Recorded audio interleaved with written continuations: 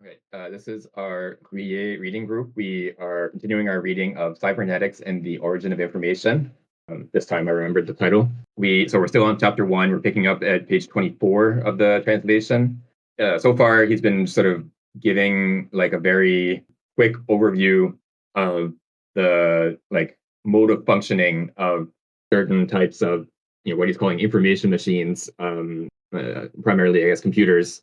Obviously he's writing in the 50s. So these are extremely primitive computers by contemporary standards. But the basic sort of architecture of these devices is the same as what we have now. We just have much more complicated and sophisticated versions of the same types of devices as he was describing. So of course there's the binary arithmetic. So representing numbers in terms of 1 and 0 instead of in our decimal system we have the 0 to 9 digits, and then translating logical operations, so like operations that have to do with the truth value of propositions in terms of this Boolean algebra that can also be manipulated in terms of binary arithmetic. So you just represent a true proposition by 1 and a false proposition by 0, and then you can set up these rules for manipulating these propositions that are completely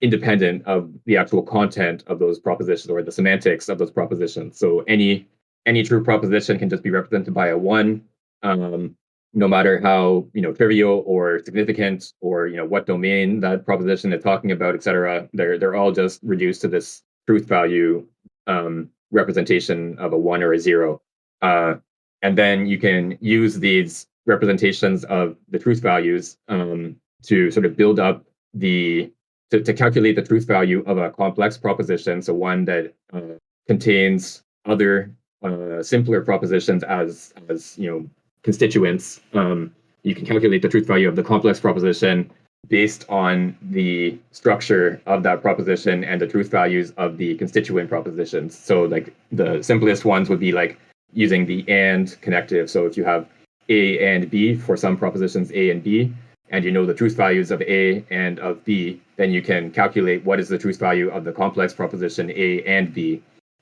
So in this case, A and B is true if and only if both A and B are true. And you can develop other connectives like or, XOR, the exclusive or, etc. If then all these different sort of connectives that can be implemented in physical circuits, so that you have you can represent 1 and 0 by high and low voltage, and you can set up physical circuits that will add or combine the incoming voltages of two inputs in a way that implements the type of logical operation you want to perform. So yeah, the whole like all these sort of what we would think of as intellectual operations of performing inferences, for example, saying does this proposition follow from this other proposition, can actually be like fully abstracted from any understanding of the meaning of these propositions, and just translate them into this extremely simplistic form of ones and zeros, and then combining those simple propositions into complex propositions and implementing those combinations in terms of physical circuits. So this is sort of the basic principle or procedure for developing a computing device. And our laptops and phones and so on are essentially just this type of thing repeated many millions of times and operating very quickly. And I think the reason why he wants to sort of emphasize this and go through the sort of procedure for implementing this is that it when we have something like a laptop that can play videos, play music, run games, and so on. It can do all sorts of different operations. We of course don't see the individual, flipping of circuits and adding the voltages together or combining voltages and so on. And there's a sort of maybe illusion that this is sort of operating in this sort of seamless way that is in some sense analogous to what happens when we are thinking or imagining a scene happening or something like that, but in at the sort of underlying level, the physical implementation of these circuits is extremely simplistic, and Ruyer wants to emphasize that the computer, no matter how complicated it is, doesn't there's nowhere in that whole operation where the computer actually understands anything that's happening.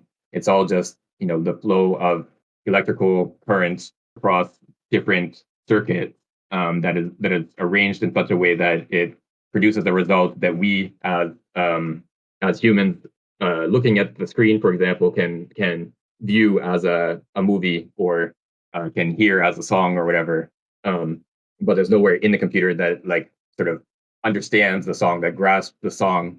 And if we go back to what we talked about in the Merleau-Ponty reading, like this sort of melodic grasp or this grasp of a melody, there's nothing in the computer that resembles that. It's just one bit, passing through this processing system, and then the next bit, and so on. It's just sort of going through this mechanical procedure. So yeah, I think he wants to sort of emphasize that aspect of like this very mechanical operation that has no place for understanding at any point in the process, and sort of making sure that we don't forget that, because yeah, as you sort of combine these operations and into many thousands of operations being performed per second, it sort of produces this illusion of like this sort of understanding, maybe, or like it seems as if the computer understands music or understands a scene being represented or something like that. But at the more fundamental level, it's really just ones and zeros being moved around in certain ways. One thing, before we sort of dive into the reading for today, I wanted to come back to something that we talked about, I think, the last couple sessions, which is this sort of thought experiment that Ruyer proposes of sort of picturing, an automatic production of a radio program, and then an automatic, listener to the radio program that would, send comments about the radio program back to the generator of that program, and then have those comments be evaluated and incorporated into the future selection of or production of that radio program. Yeah, and so we talked about how, in terms of technological realizability, this is probably feasible to set up now. If you thought this was like a worthwhile use of your time, you could set up a Spotify algorithm that would select music. You could even have like a ChatGPT or other Gen AI system write a little script for like the intro, like to different pieces of music, and then have like a voice synthesis that would produce the voice of the host of the radio program. And you could even like have interviews with a guest written by Gen AI and so on. And then you could have another AI system that would listen to the sound and use that to like generate comments about like, this is interesting or boring, or I want you to play more of this type of music or whatever, and then send those comments back to the first system and have the system take those comments in and use it to change how it produces the next iteration. You could set something like that up. I think it would be technically feasible. But we talked about how like you can just sort of intuitively see that this would be a completely pointless operation. It would just be like a waste of electricity and time set up in used to program this whole system, because it's just sort of circulating automatically, and there's no like, at no point in this whole operation is anyone actually like enjoying or bored by or interested in any of these operations. It's all just, again, just all ones and zeros at the root of it, just moving around in different ways.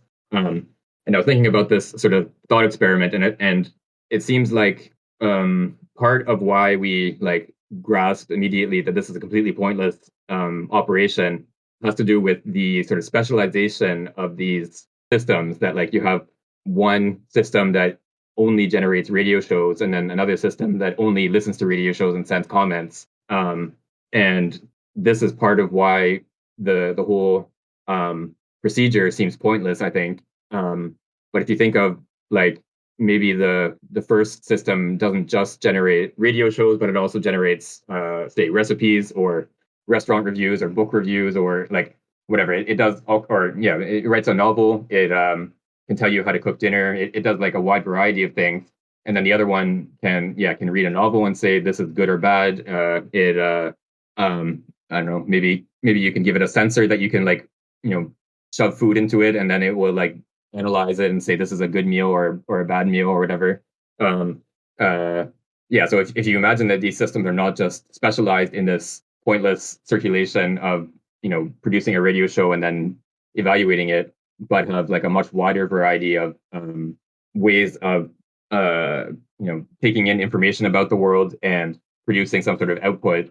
I think it's maybe less obvious that the whole thing is pointless if you imagine that these systems are much more sort of general and wide ranging, compared to the much more specialized one that Ruyer presents. I'm wondering what everyone thinks about that. Is there still sort of a qualitative difference between the human case where you have a human radio host and a human listener interacting, or is it more, I guess, the question of degree, where humans, of course, are capable of not just producing and listening to radio shows, but all sorts of other kinds of production and I guess criticism tasks. I wonder if that would get around his objection about the perpetual energy machine or perpetual information machine.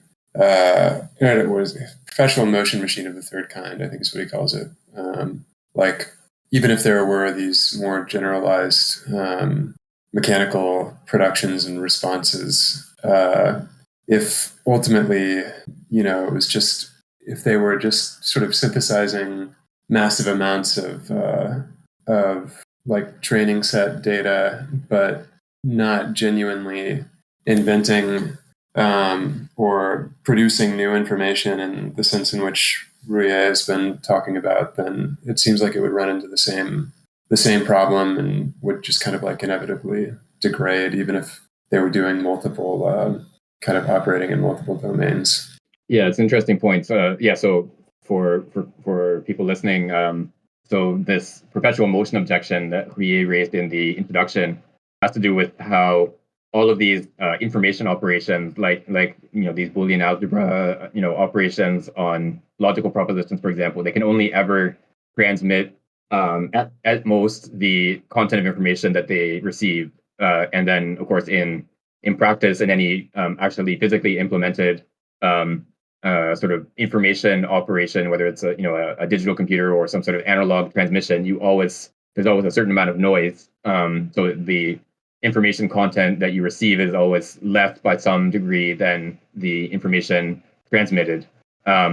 But then the question is, like, if you can only ever transmit less than or maximum the same amount of information as you have at the outset, then it would seem that the content of information that is circulating in the world, or that is going around in these networks or whatever, would constantly be declining. There would be less and less information available, and so like this example of the radio show, the automatic radio show generator, and then the automatic letter to the editor generator, he describes it as a kind of perpetual motion machine of information, in the sense that if you had a system like this that would just keep circulating, it would be analogous to like a machine that you could power on its own outputs, for example, that would just keep running forever. Whereas we know, of course, in like a thermodynamic machine, a steam engine or whatever, it constantly loses a certain amount of usable energy in the form of heat. So you can't have a perpetual motion machine in like a thermodynamic sense. And yeah, it seems like if any information operation only at best preserves the amount of information and more often loses a certain amount of information, then likewise it would be impossible to have a perpetual motion of information. And yeah, so then the question, I guess, the question that comes up is one that we had talked about in relation to Simondon, which is like, where does the information come from in the first place that you want to transmit? So for Ruyer, the answer is going to be that there's this sort of qualitative difference between this mechanical procedure that computers follow and then what living beings are capable of, this what he calls this oversight, or actually I'm not sure what the translation is in English. I don't think we've seen that term yet, but in French it's survol, like hovering over or something like that. That you can not only sort of proceed from one step to the next following a rule, but you can also sort of grasp the whole like sequence, and decide, is this rule something I want to follow or not, or should I, change the rule or select a different rule or whatever.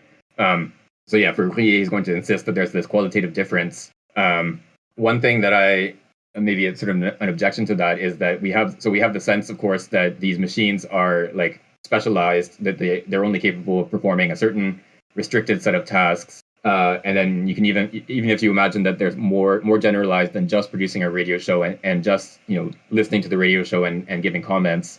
Something like ChatGPT is more generalized. You can ask it to write a poem or to summarize an article or whatever. But it's still relatively limited in the types of things. Like it still only takes in text and produces text, or does a very fairly limited set of tasks compared to what a human can do.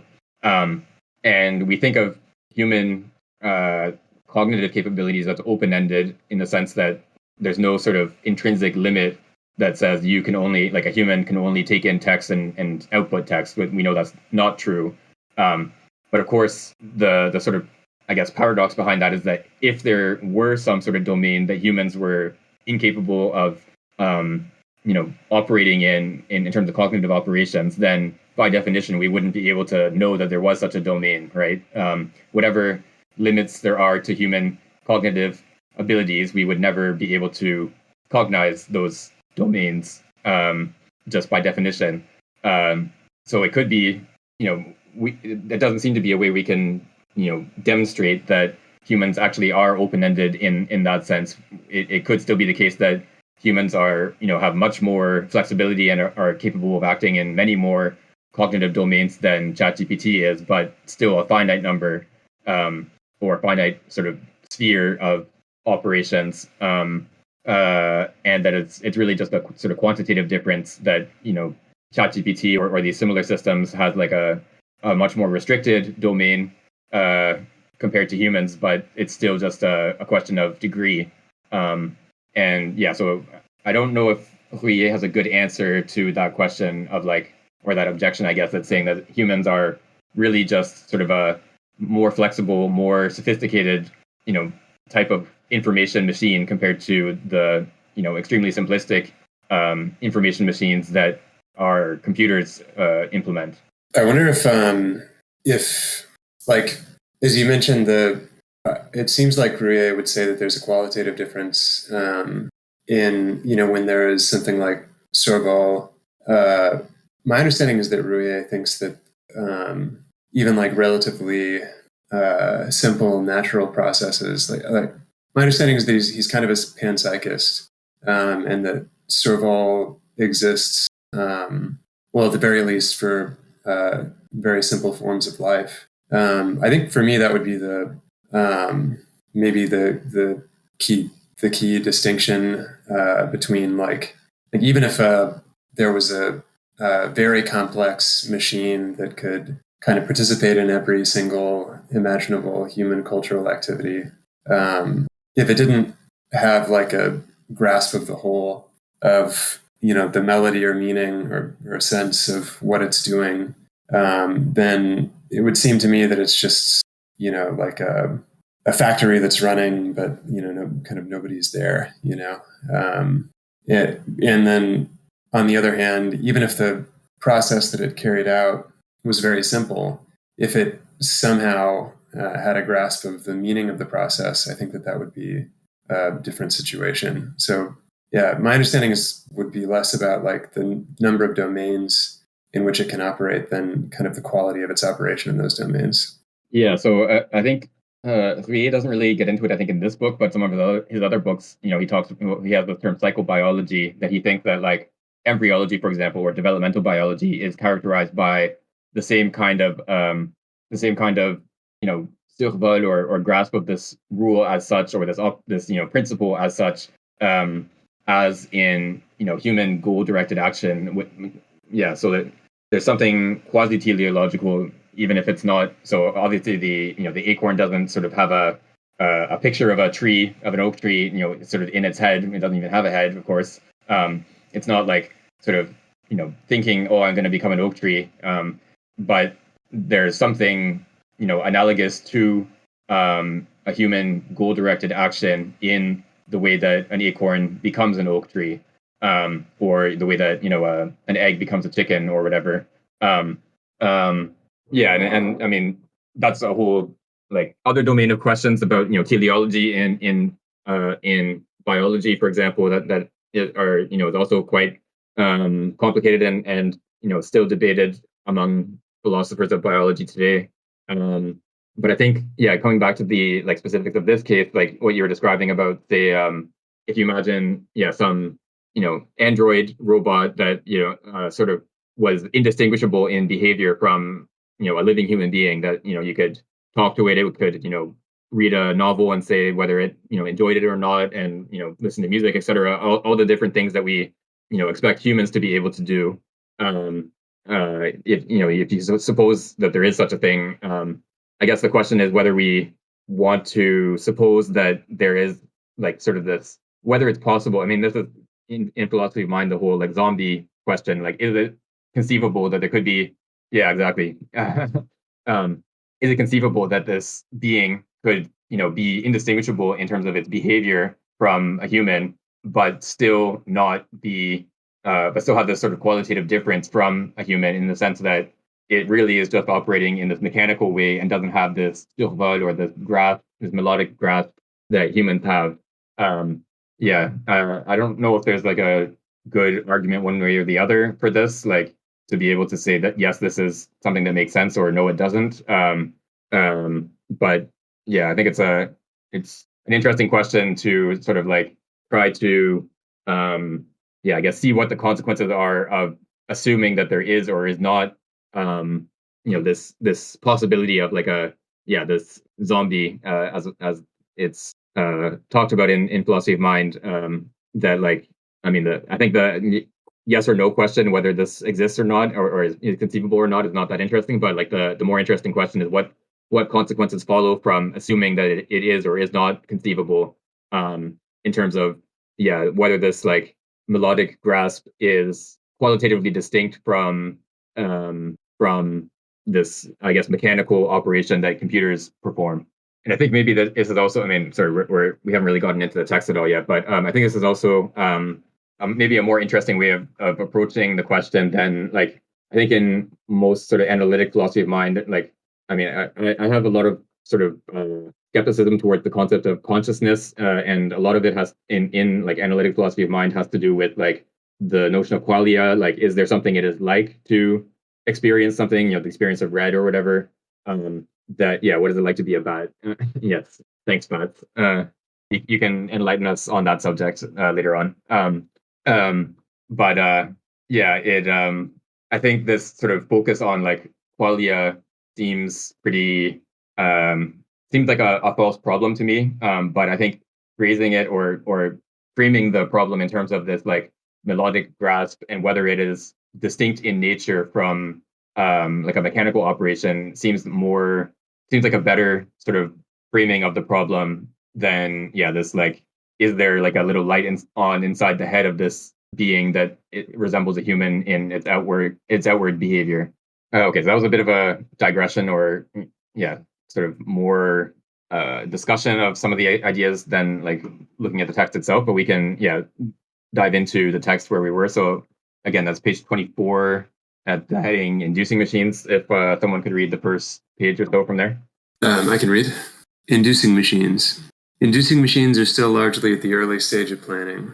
This is unfortunate because induction, unlike deduction, seems to be an enriching operation as far as information is concerned, and therefore very closely concerns the problem of its origin. As cyberneticians work relentlessly on the problem of learning, which, as we will see, involves a certain statistical induction, we can imagine that machines that can draw general laws from statistical data will soon appear. Already in 1925, the American behaviorist C.L. Hull invented a machine for making correlation calculations. This is a matter of calculation and therefore nothing extraordinary for a machine to be able to do. But on the other hand, a calculation of correlation is very close to an induction.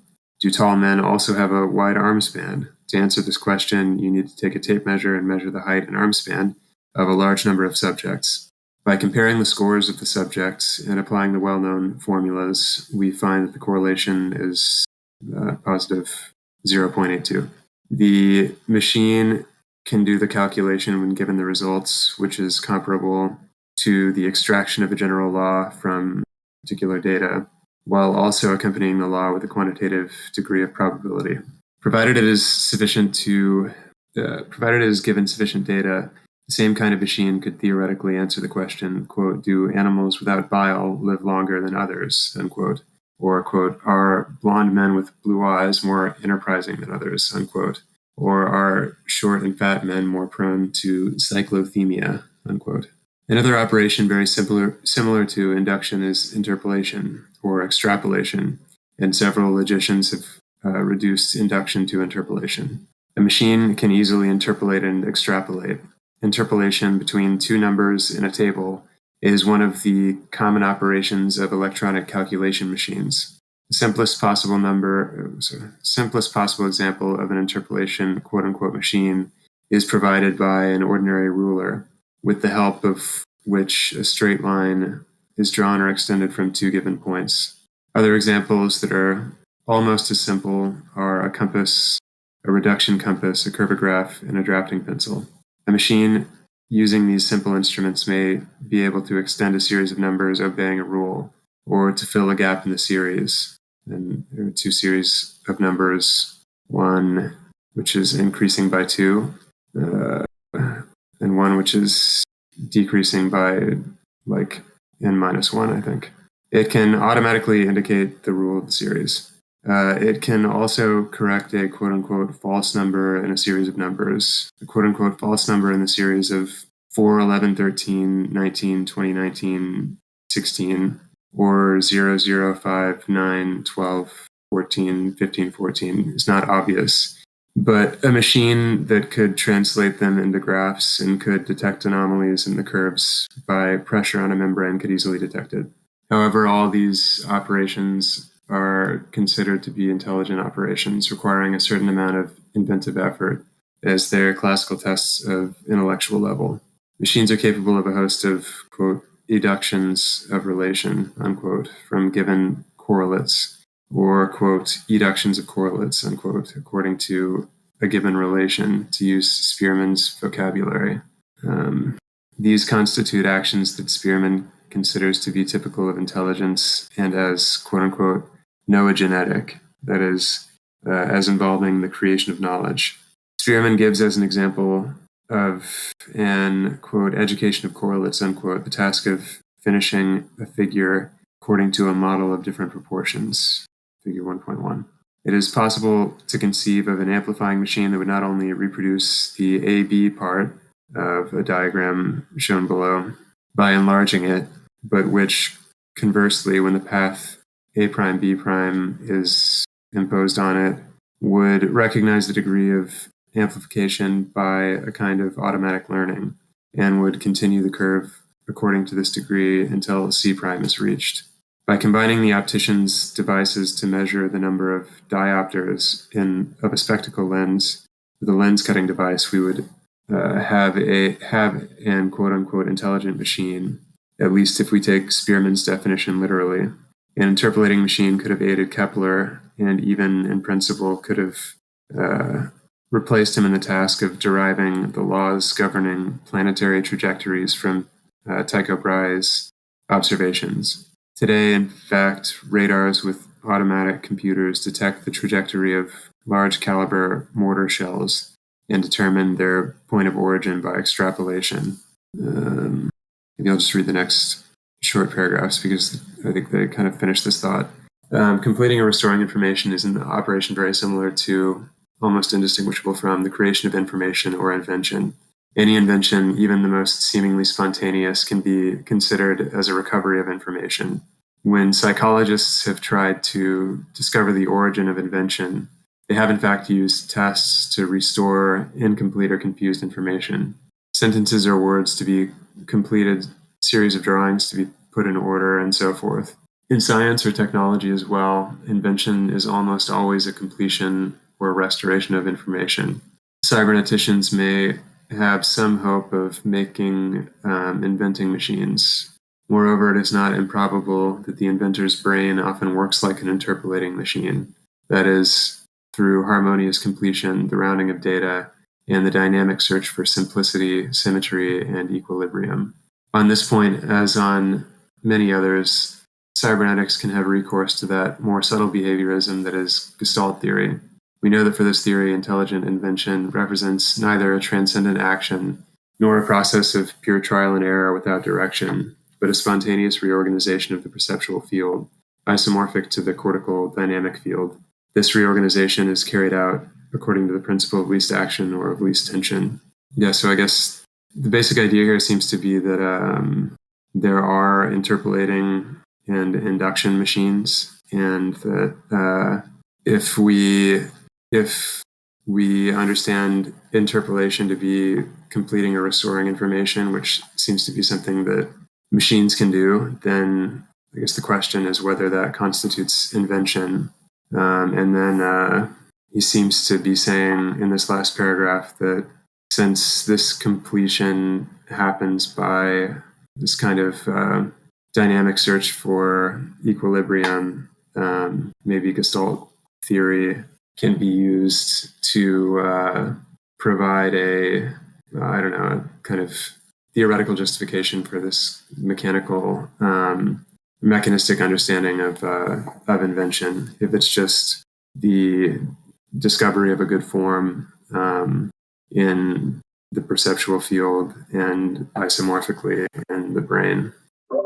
Yeah. So again, these like very simple machines, or slightly more sophisticated than just adding a 1 and a 0, but it's still a completely mechanical operation to take in the heights and arm spans of different people and calculate the extent to which there's a correlation between them. This is something you can do. I think you can do this in Excel now. It's very, very simple. That and this is in some sense analogous to human learning, that you see a bunch of people that are tall and short, and then you see whether they have long arms or not, and you sort of come up with a general idea that taller people have longer arms. It's not like a much of a scientific discovery, but it is to some extent a kind of learning. And then you can also, on the basis of this learning, you can sort of extrapolate that you observe someone who is tall, but you don't see their arm span. But then you sort of you extrapolate from the data that you already have. You suppose that this person will also have long arms, and more often than not, you'll be right. And maybe more like, this is obviously a very simplistic example, but like in a maybe more slightly more realistic example, you can have like the child experiences has contact with certain dogs and observes that the dogs that they have contact with bark, and then in a later encounter with a dog, the child will assume that this new dog will also bark. So it's the child has learned this correlation between like dog-shaped creature and barking sound, and then will extrapolate from this to suppose that this other dog-shaped creature will also bark. And Ruyer doesn't deny that a lot of human learning is like this, that we just sort of develop these sort of inductive laws by taking in data and then performing something analogous to this calculation of like correlations and so on, and then we can extrapolate on the basis of our inductive analysis of our experiences, and then come up with predictions for new situations.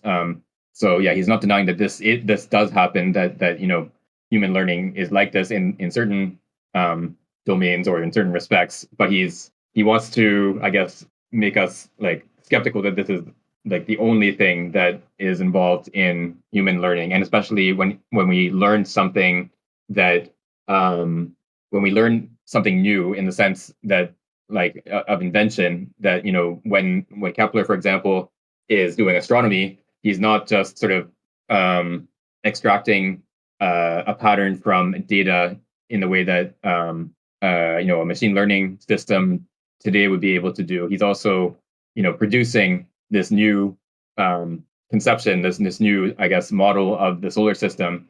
That this is like an invention in the proper sense. It's the creation of something new rather than just extracting something that was already in the observational data that he was working on.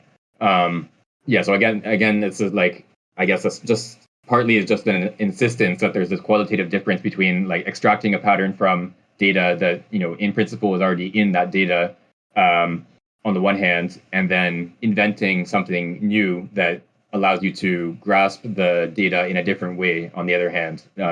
He's just sort of insisting that these are qualitatively different operations. And he's like, so the cyberneticians and the Gestalt psychologists are sort of supposing that there is no qualitative difference here, that they give different models for how this actually happens, but for both like schools of research or schools of thought, the process of inventing a model of the solar system is essentially the same kind of thing as calculating whether tall people have long arm spans.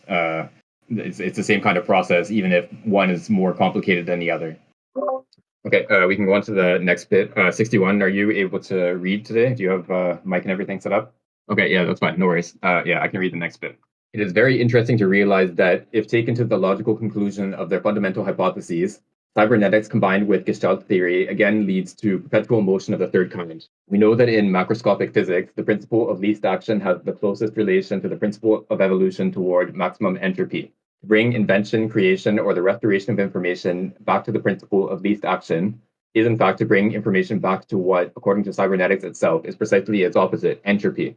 It is the increase in entropy, the march towards symmetry, rounding, and equilibrium, that would ultimately explain the increase in information, whereas information is entropy with the opposite sign. The contradiction is obvious. Moreover, experience shows that in the history of ideas, the, quote, economy of thought, unquote, as Ernst Mach used to say, anticipating Gestalt theory, the search for a harmonious, well-rounded theory leads much more often to an unfortunate stop than to progress. Information and theories that are too, quote-unquote, beautiful, too simple, are almost always false. As per invention itself, for example, in the order of technology, it is all too paradoxical to interpret the ever-increasing complexity of industrial devices as a march toward quote-unquote good forms. For a machine or an organism to improve almost always means for it to become more complex. What can be misleading, however, is that after inventing a new, more sophisticated and complex device, the inventor, and this is part of the engineer's intellectual reflexes, seeks to eliminate unnecessary complexities. This can be done by making a single mechanism useful for two purposes if they are needed. In cars today, the horn control is mounted on the same lever as the lighting control, just as in vertebrate organisms, the genito-urinary system is mixed. Successful machines, like successful organisms, have a simplified, rounded, smooth external appearance without add-ons. Modern airplanes, which are so complex, seem simpler to the eye than the old biplanes of Farman's time. A dolphin seems simpler than a sea cucumber, which is in reality more rudimentary. Economy in invention, far from being its very essence, is only a last and late improvement. What we can therefore suspect that if an interpolating or inducing machine seems to imitate certain intelligent acts according to Spearman's definition, it is not because the machine is intelligent, it is because the definition is poor. Spearman is the opposite of a mechanist in psychology, and he understands that quote-unquote noogenesis transcends the plane of mechanical functioning. But he is wrong not to distinguish sufficiently in his definition between what is an understanding of the meaning of a relation and what is imitable and feasible as a rule inscribed in a machine. The test of completing words in a sentence only seems to resemble number completion or the extension of a curve. The machine for detecting errors or pseudo-errors in a digital series is in reality only a machine for detecting singular points, which may or may not have the character of an error depending on the meaning given to it by a conscious observer. On the contrary, it can be an interesting quote-unquote residue in the sense that logicians of induction understand the word. Moreover, inducing machines can only ever serve as auxiliaries for consciousness. They cannot replace it. When astronomers use a stereoscope with two photographs taken some time apart to detect a small planet that has moved in the stellar field and which consequently seems to come out of the photographs, they are indeed using a semi-mechanical effect, but with a purpose very different than that of the search for an error. A machine that would correct all anomalies would not be a very good machine for discovering or inventing. If instead of Kepler's mind and his trust in Tycho Brahe the observer, a trust stronger than his mystical faith in Pythagoras, we had a machine to interpolate and regularize the Gestalten. This machine would have had a high risk of converting Tycho's data into points on a circle instead of revealing the elliptical form of the trajectories. In order for us to speak of true induction or invention, it is necessary that the mind interprets according to a meaning. We know that one of the serious inconveniences of automatic machines with a quote probe head unquote for anti-aircraft battle is that they are always susceptible to being mistaken about the identity of their targets in a confusing friend and enemy. Appropriate signals can guide them, but accidents are frequent. The radars that defended Antwerp against low-flying bombs apparently had the tendency to mistake their targets and adjust their aim toward the surrounding church steeples. That sounds like a less than ideal way of guiding anti-aircraft guns. Yeah, so here, this passage I think is very closely connected with some points from Simondon. So this discussion of invention here is, of course, very quick and not that developed, but it aligns, I think, pretty well with Simondon's analysis of technical evolution about how, for example, technical objects become more concrete over time, over the development of a technical lineage. So he talks about how like a motor to start with might have like a ventilator or like some sort of heat dispersal mechanism, like just sort of added onto it. But then as the motor is developed and becomes more sophisticated, the heat ventilation or like the heat dispersal mechanism is sort of incorporated into the functioning of the motor itself, and there's no like sort of separate element that has this heat dispersal function, but it's the motor design as such that sort of disperses excess heat. And so this is the same type of process as Ruyer is describing here, where the more like sophisticated device sort of combines different functions in one component or one sort of element of that device, and the same thing in evolution of living beings, where you don't have like these sort of separate components that look complicated in like a more superficial like view of the organism. Like if you look at a dolphin, for example, the whole body is like streamlined, and so you have like the fins, of course, are like navigation, I guess organs, and then the tail is like a propulsion system.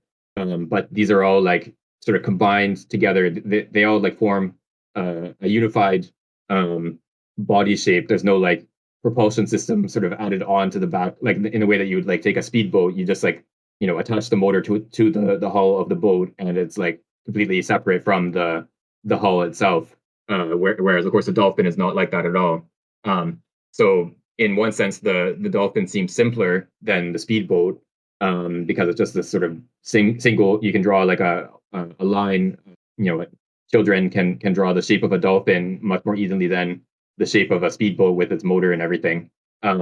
But this sort of simplification is obviously not the same kind of simplification as having an input of a bunch of data points and then calculating the average and discarding the individual data points, or taking in all the data points and discarding outliers, for example. The development of this streamlined dolphin body shape is not just a loss of information in the sense that you would like sort of take in the propulsion component and the body shape component and then sort of lose the information contained in each of these components. Like that's not how dolphins evolved, of course. And the whole like development of this dolphin streamlined propulsion, navigation, everything all sort of combined together.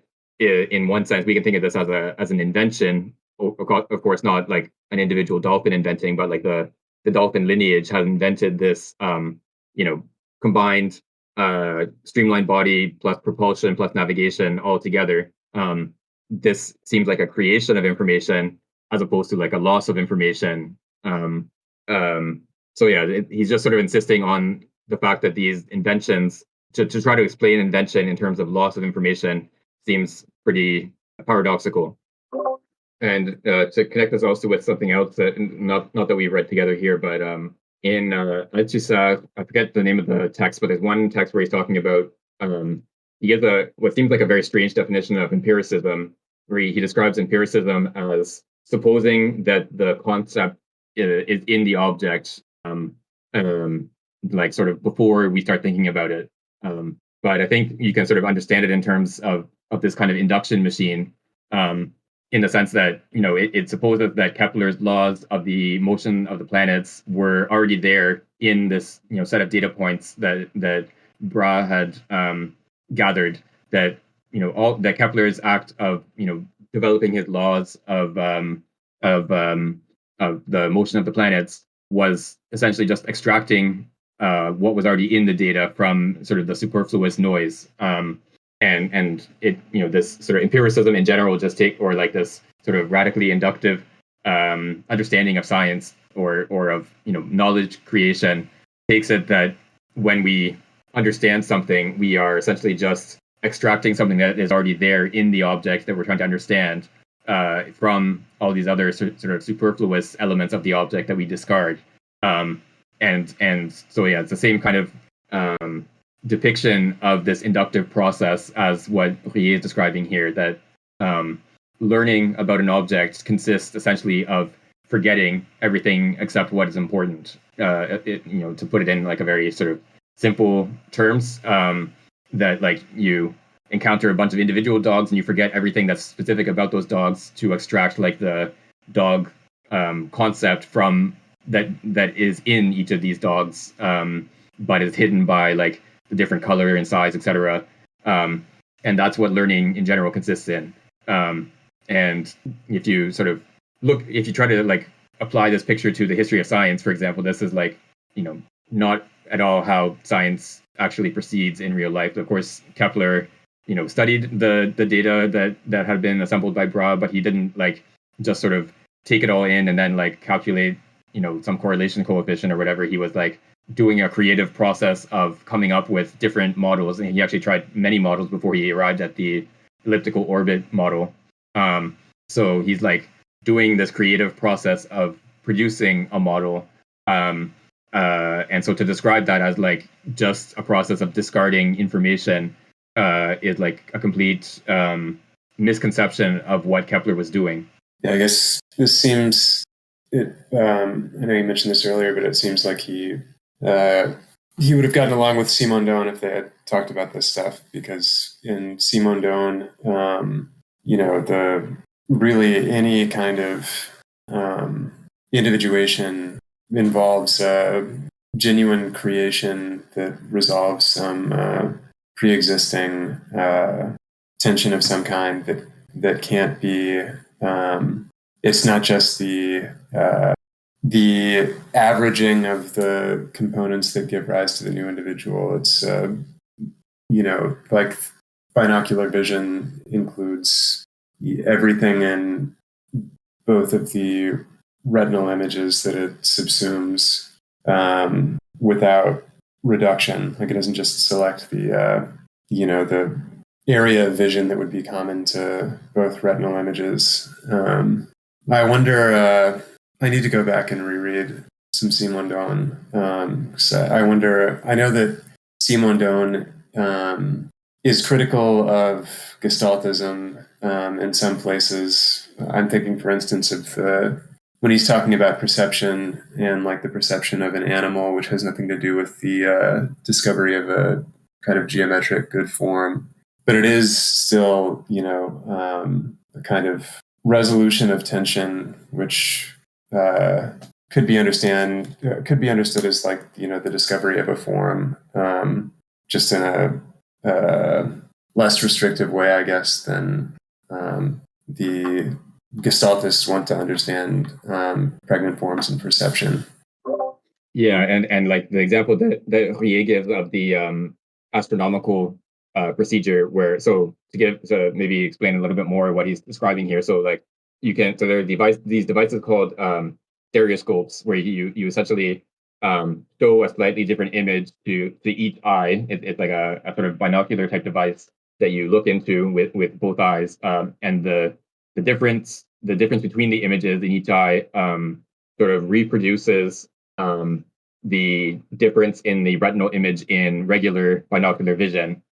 which is part of how we perceive depth, of course. And so you can take like two photographs of a street scene or whatever it is, from a slightly different angle, and show the two photographs to each eye.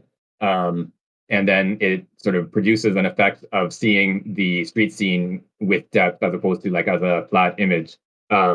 And you can, and there's been many, like this was like a sort of a whole field in psychology of like doing studies of like what degree of separation, angular separation between the two images produces the best like sort of depth perception effect, and like what happens if you sort of make them too separated from each other. If I remember correctly, it turns out that when the images are like too separate from each other to be sort of fused into this depth perception, you end up having like a sort of alternating effect where you see one image and then the other alternately, and you don't ever see like two separate images superimposed on each other, for example. But yeah, so this is like very close to the types of examples that Simondon talks about of how depth perception involves not sort of like discarding the differences between the two images to produce like a sort of average of the two images, but instead of using the difference between the two images as the basis for like the production of a new dimension of the scene of seeing the scene as having depth. And it's the same. This is the same type of argument as what Ruyer is giving here, where like if you use this astronomical procedure of a stereoscope, so you like look at two images of the same part of the sky taken at slightly different times, like maybe an hour apart or whatever, and then the most of the stars will be in the same position, but there's one that has moved slightly over the course of the hour. That this one will stand out in the stereoscope as if it's like popping out of, or depending on the direction, I guess it could be receding from the plane of the other stars. And this indicates that this is actually a planet that is moving relative to the supposed fixed stars in the background. So just by sort of staring at this planet over the course of an hour, you wouldn't actually see any motion, but by looking at this stereoscopic display, you can like just see the planet sticking out from the plane of the other stars.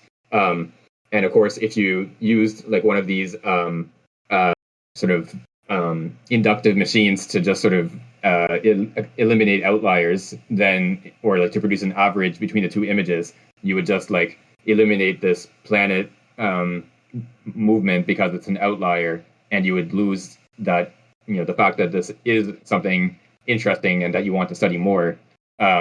Likewise, in the way that Simondon argues that depth perception, or the perception of binocular perception, doesn't involve an averaging or an induction from the two images to find what is common to them. It involves actually making use of the difference. And so this is like the same type of criticism of both this sort of simplistic like associationist or like induction oriented approach to learning, and then also the Gestalt conception, which is like I think they both see it as like a more sophisticated version of the same type of intellectual framework, because it likewise takes like learning to perceive a face, or the shape of an animal or whatever it is, as this sort of minimization process that is ultimately of the same nature as discarding information between the two retinal images to produce an average image, and they see this as like completely contrary to what actually happens in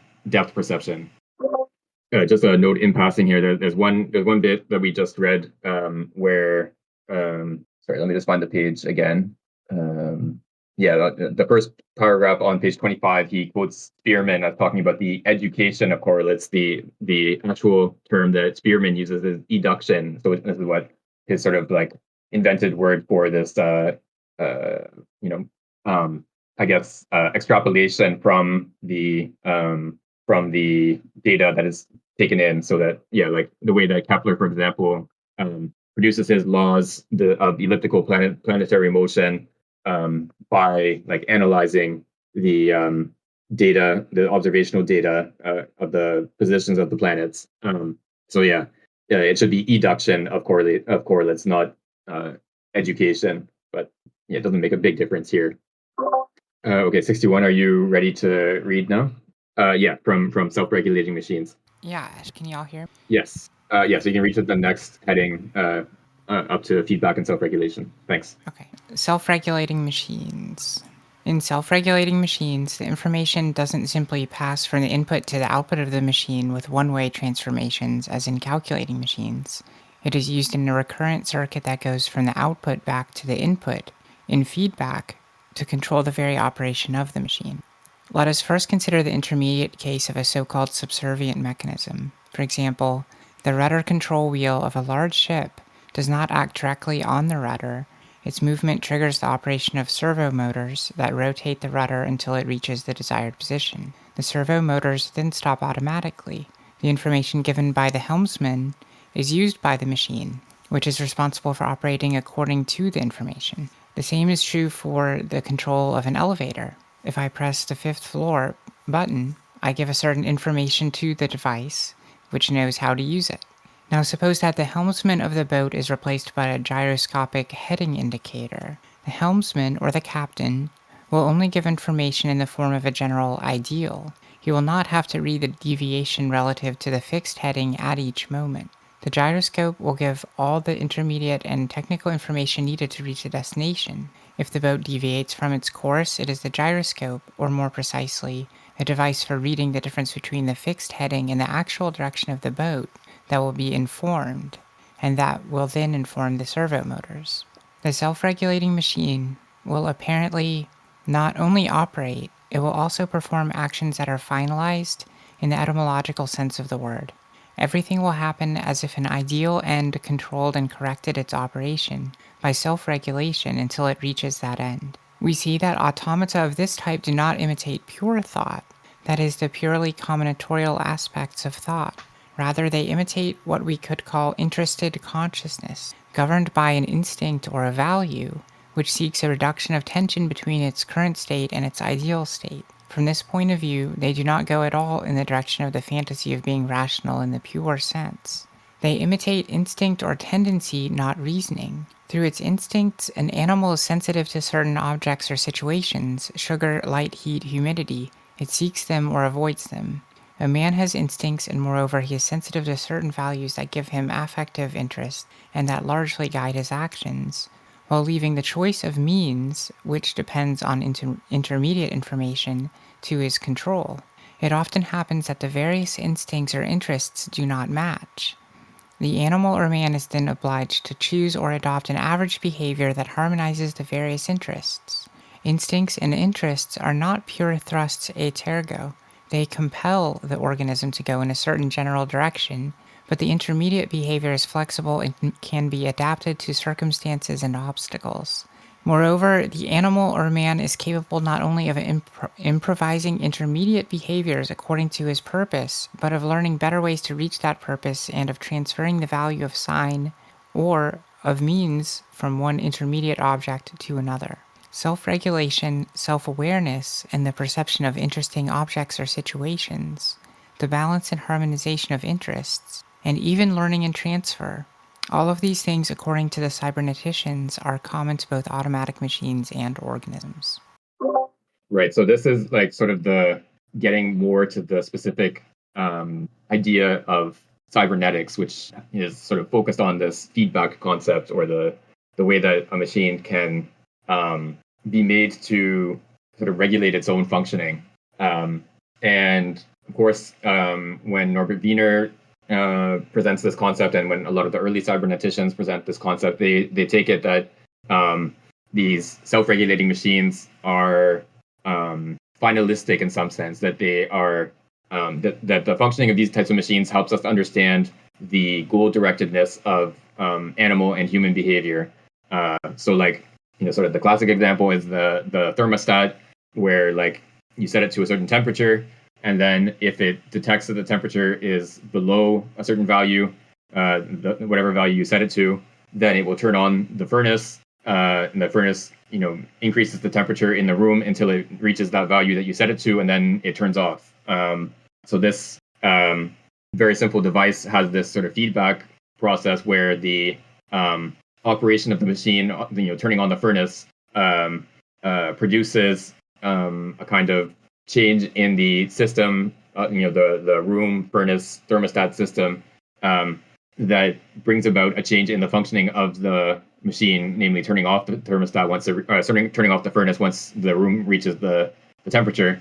And so this is like a sort of goal-directed behavior, or it's analogous to goal-directed behavior. You can imagine that you like had a person, standing in a room and running back and forth between the room and the furnace, like, seeing, is it warm or is it cold in the room, and I'm going to turn the furnace on or off depending on how it feels. The thermostat is like, producing the same effect as this person who like has a goal of keeping the room at a certain temperature.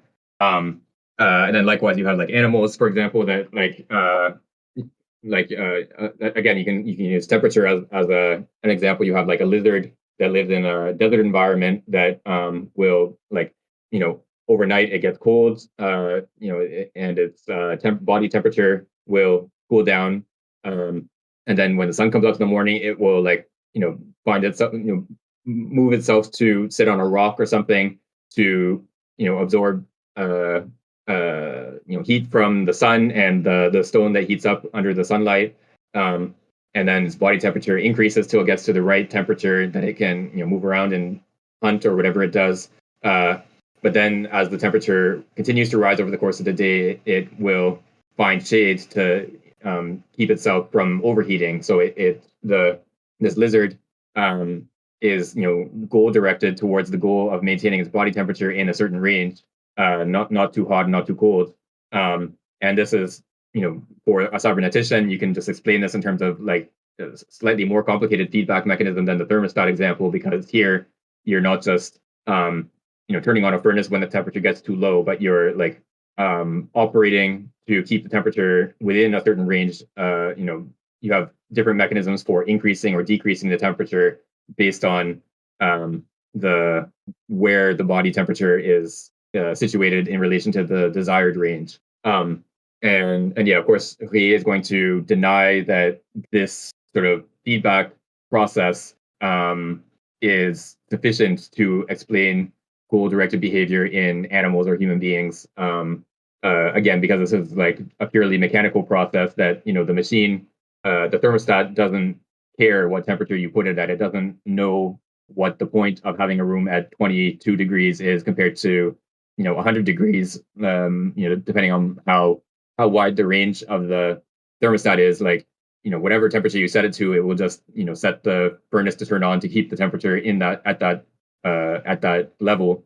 And the fact that a human might find the room hot or cold or whatever doesn't matter to the thermostat. It has no like grasp of why it should use a certain level, a certain temperature or a different one. And yeah, so he is again denying that you can like sort of reproduce the more sophisticated goal-directed behavior of other animals, and much less human beings, just by like adding together and making like more complicated feedback loops and so on, which is sort of what the cyberneticians had presupposed. Yeah. Oh, sorry. Go ahead. 61. Yeah, I feel the same way. I'm thinking of like simple tropism and taxism in plants and animals, or plants and very simple forms of life, like a bacterium that's making its way up a sugar gradient and moving towards higher sugar concentration. I think we've talked about this a few times in the Simondon reading group. Like Simondon, for instance, rejects the cybernetic hope, I guess, that like the human being can be understood as a very complicated homeostat because of the ability for the human being to kind of give itself direction. But it's not meaningfully the case, I think, for the bacterium. I mean, I suppose it could choose not. Well, I don't know. It would be difficult to argue that that is the case for the bacterium. And so then I guess the question for me is, what is the difference? If that Simondonian objection is not available, and I guess it would be something like, again, the idea of Survol, or maybe what Merleau-Ponty would call the perceptual situation. and the role of the perceptual situation and explaining even the physiology of the living being, which Merleau-Ponty went over in great detail in Structure of Behavior. But yeah, I don't know if that would be how exactly that aligns with Ruyer.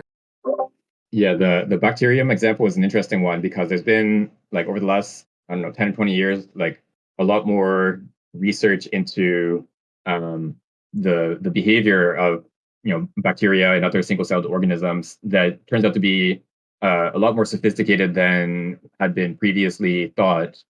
So yeah, you have like bacteria that will swim up a concentration gradient, a sugar concentration gradient, but it's not necessarily. I mean, obviously, it depends on the specific type of bacterium, but yeah, it's not necessarily this like mechanical process where it just sort of follows this gradient no matter what, because often they are sensitive to many different factors, like not just the sugar concentration gradient, but like possibly a magnetic field, the gradients of other chemicals, and so on. And they have to like integrate the information coming in like all these different ways, and make a decision or something analogous to a decision, about like, am I going to swim up the sugar gradient or down this like gradient of this other poisonous chemical?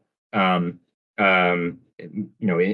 might conflict, and it might have to decide whether to follow the sugar or avoid the poison, for example. And Yeah, so it turns out there's a sort of field that's sometimes described as a basal cognition, that like yeah, bacteria are actually cognitive entities, that they're taking in information about the world and behaving in a way that responds to that information in a way that involves integrating different sources of information and evaluating them and so on, rather than just sort of mechanically following going up a sugar gradient or whatever it is. And so this, I think, already, obviously bacteria are like quite simple organisms in certain respects, but it already shows that this like depiction of living beings as like homeostats in like the cybernetic sense is probably an oversimplification, even when you're just dealing with single-celled organisms. Yeah, that's really interesting. I'm trying to think about like how to relate Ruyer to Merleau-Ponty, and it kind of seems, I mean, at least my initial impression, my initial understanding of this distinction between like these stepwise mechanical processes on the one hand and the kind of whole first melodic Serval situations on the other is analogous to the phenomenological perceptual situation for Merleau-Ponty. I wonder if Ruyer would endorse Merleau-Ponty's arguments about the kind of the incompleteness of the physiological explanation without accounting for the perceptual situation, that in order to kind of complete the physiological picture, you need to consider something like this transcendental situation of the being.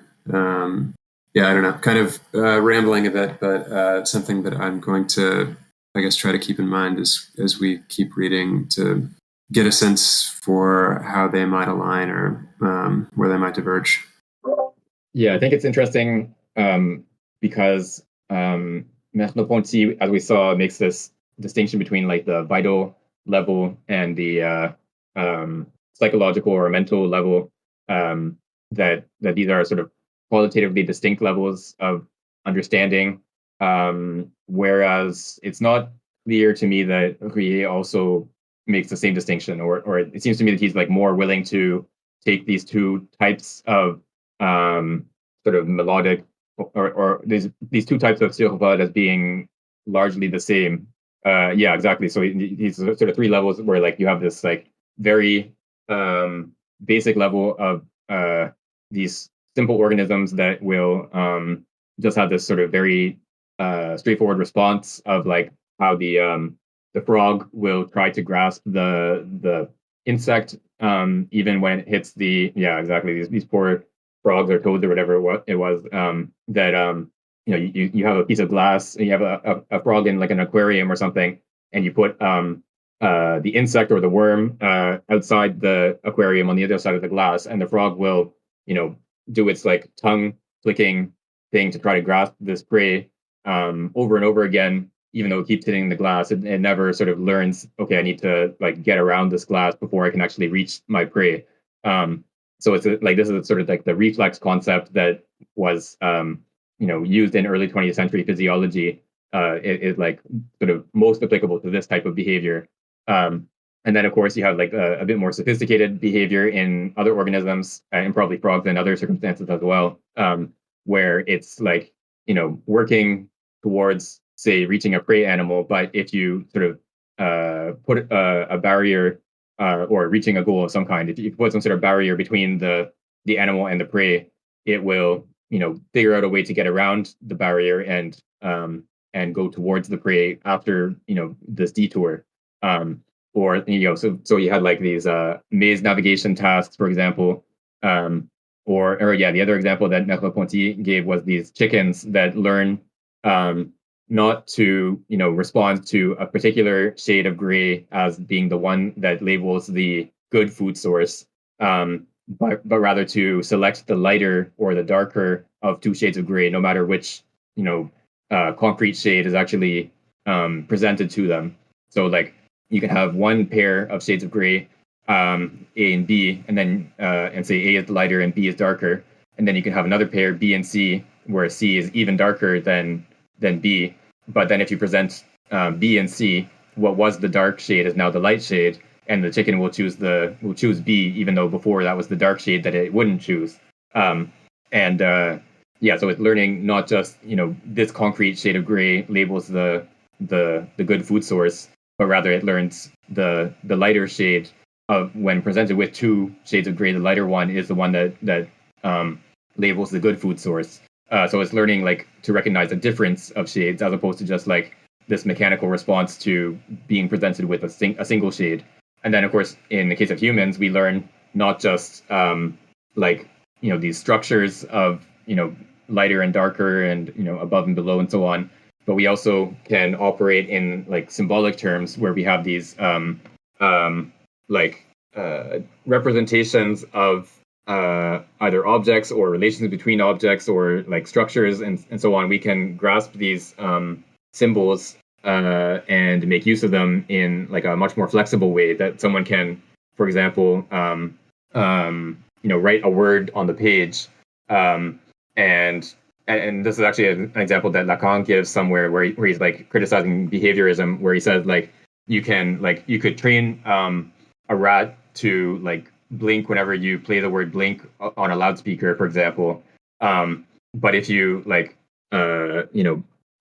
the if you say like don't blink, if you like change the instruction to don't blink, the like association between the sound of the word blink and the blinking response will still happen in the rat. Whereas a human who understands the word blink and the structure of negation of a sentence and so on will hear the new instruction don't blink and respond differently. So even obviously like this very simple negation of a command is operating at a different level than just associating a certain sound and a certain response. And so this is like sort of a symbolic, it requires learning a symbolic pattern of, what it means to negate a command, for example, which is, very different than just sort of like associating one word with one object or one response or whatever. Anyway, so this is sort of like a digression through Merleau-Ponty, but the point here is that this symbolic learning is something that he seems to take only humans to be capable of, and he talks about like these experiments with apes learning to manipulate boxes to reach a banana, for example, and how their capacity to learn how to manipulate these boxes seems to be relatively limited. Like they never sort of figure out that you have to stack up the boxes in a certain way so that they are like balanced and won't just fall down. They just sort of stack them up haphazardly and climb them as fast as possible to reach the banana before the whole thing collapses, rather than like whereas a human in this situation would obviously like try to stack the boxes in a way that they actually like stay up and don't collapse immediately. So the ape doesn't have any like sort of grasp of like the general principles of like what it is that makes a certain structure stable or not. Um, and yeah, so for Merleau-Ponty, there's like this qualitative difference between humans sort of capacity to learn these symbolic structures, whereas the ape can only learn these like what he calls these syncretic structures, like can sort of come to see the boxes as potentially climbable, but can't sort of grasp like sort of geometrical principles of like stacking boxes together. And whereas Ruyer seems to identify not even just animal behavior, but even the development of organisms, towards the adult form as basically the same kind of thing as human learning, including of this like symbolic kind. Okay, so we're about at the 2 hour mark. So I suggest we stop here. Was any like final comments? Cool. Okay, so yeah, thanks everyone. And yeah, we'll pick up again on here on this